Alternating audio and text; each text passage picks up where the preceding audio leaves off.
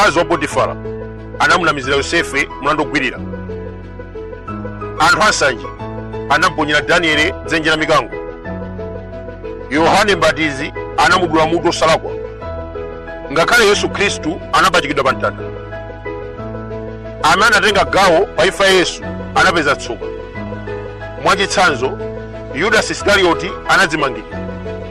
Pa Genesis 3 verse 14 pali mawu: njoka yonama inanda chilango.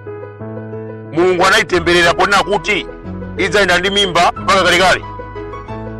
Lero timaona njoka zambiri zikuyenda ndi mimba. Limenelo ndi temberero. Mukawerenge Genesis 3 verse 14. 2020 anthu ena kumayi kuno anatikopa kuvotera chakwera.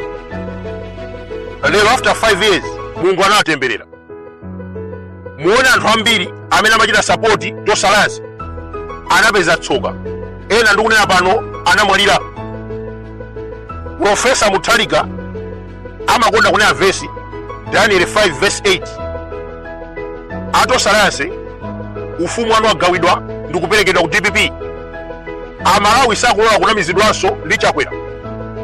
Akhala kudya chitedze kuyephera kwapasa 50,000 yogulira gayiwa. Lero tayandikira chisankho akuwayitana ku State House. Nthawi yonse anali kuti. Komanso ndalama zimene akuononga ndi zochuluka. Akanapereka ku mafakitale kuti katundu atsike mtengo.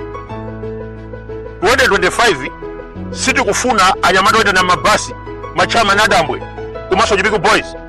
We need experience. Ine yotaona ni vice president kupepuka. Mbuyomu takhala nawo ma vice president koma sanapepuke ngati short one. Eti kumadikula misewu udakwesa manganje. Profesa Mutharika atakhala pasi ndikuona zimene akupanga short one. Wasankha azimayi okhwima nzeru wasukulu kuposa chakwera. Akuluakulu tinene zoona pano, president uyu nayenso akupepuka. From Nsanje to Kitipa chakwera kutukwanidwa. Ngati akulandira ulemu ndi kukasiya kwa malembo. Akamadusa ku nchewu akwenda chothawa. Anakwesa ndege ndi kuphasa usitima. Anthu akumeneko anamukwiyira. Akuti ayi inali ngozi. Where is black box? Poyamba anatuza bwinobwino black box ilipo. Ena kanasintha statement ndikumana kuti black box palibe. Kodi ngozi imakhala lotero? Nkhani ngati zimenezi kukweza katundu anyamatazi kwanje chakwera sakwandira ulemu. Afune asafune akuchoka pa 16 September. Akuluakulu, history is the best teacher.